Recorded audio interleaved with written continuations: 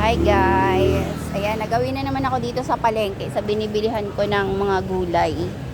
At nakita ko ang dami na naman nila latag at sariwa uli yung kanilang mga gulay. Simulan natin dito sa Pechay. Update ko kayo magkano dito ang price ng kanilang mga paninda. So ito ay 15 pesos. 15 din ba yung talbos? Ito, Pechay. Etong kangkong nila dito ay 15 pesos. Tapos yung talbos nila 10 piso lang to. Tapos dito naman sa Pechay ay 15. 'Di ba? Ang sariwa yung mga gulay nila ngayon at ang dami nilang stock Mga bagong ano to. Tingnan niyo naman. Yung patatas, carrots, Pechay, kung naghahanap kayo pang kimchi, ayan yan. Bigyan mo ako ano be, sibuyas. Wala pala akong sibuyas. Sige, ikaw na. Mag-iikot lang ako. Tapos, ano lang ma 1/4. Ayan ang kanilang bawang dito. Ang kanilang sili. Mura lang ang kanilang sili. Alam niyo kung bakit? Bigyan ko kayo ng tip. Dito kayo bumili sa tumpok-tumpok. Ito yung pinapakita ko sa inyo guys na mga tumpok-tumpok nila na paninda. Dito po yun. So, sa mga nagtatanong uli kung saan to, pakita ko sa inyo. Ayun lang yung Portal Highway. And then, eto na po sila. Ayan, meron sila ditong 20 pesos na patatas. Hindi po yan mga bulok. Ayan, mga sariwa pa yan, Pwede pa yan pansahog sa mga lulutuin natin. Carrots, 20 pesos. Ayan, Meron pa to nito hanggang ngayon sa rep ko. Nilalagay ko lang yung sa cling wrap. So, ito yung pipino. Tapos, ito yung bell pepper. So, bibili tayo nitong bell pepper kasi ang dami nitong bell pepper, bibili tayo nito at ating i-stock to sa rep. So, pipili lang kayo dito kung ano yung gusto nyo. Syempre, mas pipiliin natin yung madami. Tulad nito, imagine nyo, ilang peraso yan? 2, 4, 6, 6 na peraso, 20 pesos. Sa sili nila, ganun din. At yung isa pa, ang kinatuwa ko dito, nakita ko to, ang dami nilang, 20 lang din yan.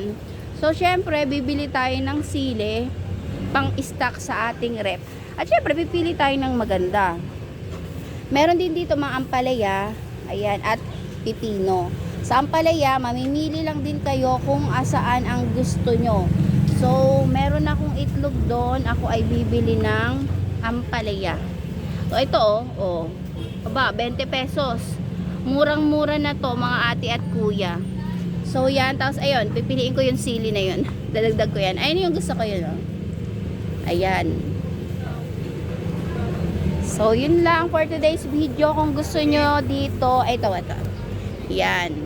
Kung gusto nyo dito makamura at makabili ng pang-stock nyo sa inyong bahay, sa inyong rep, o panluto ngayong araw, pumunta na kayo dito sa sa Poblacion 3. Dito lang yung sa kanto dito. Ayan. Dahil pa nila dito mga stock. Yung kanilang kamatis, guys. Sariwan-sariwa.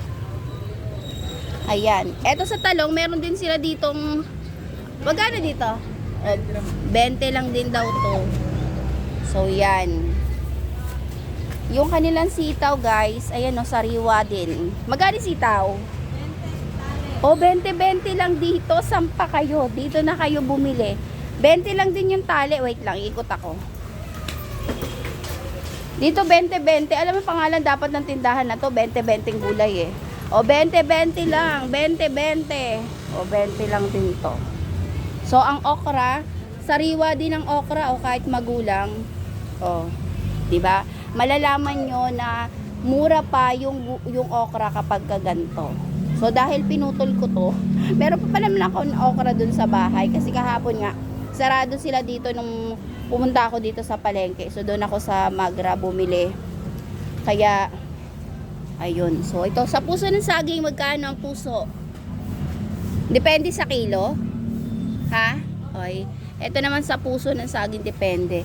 Tingnan niyo yung kanilang lettuce. Di ba sa mga naghahanap diyan pang sangyup murang-mura. Magkano din sa lettuce nyo? Depende rin sa kilo. Magkano lettuce? 170 daw po ang kilo ng lettuce. So, yun na. Kung gusto nyo dito bumili, eto sila dito. Mura lang yung kanilang mga paninda. Asan si Buwes ko ba? Magkano lahat? So ngayon, eto lang yung aking bibilihin kasi meron pa nga akong mga stock doon sa bahay. So dadagdagan ko ng luya kasi baka maisipan ko magsalabat. So yun lang for today's video. Dayo na kayo dito. Mura yung kanilang mga paninda at mga bago pa to. Hindi mga, excuse me, hindi mga lanta. So ayan o, ang ganda ng mga kanyang mga lettuce. At sabi sa inyo, 20-20 lang itong mga price nila dito eh. So yun lang for today's video mga ate at kuya. So good na!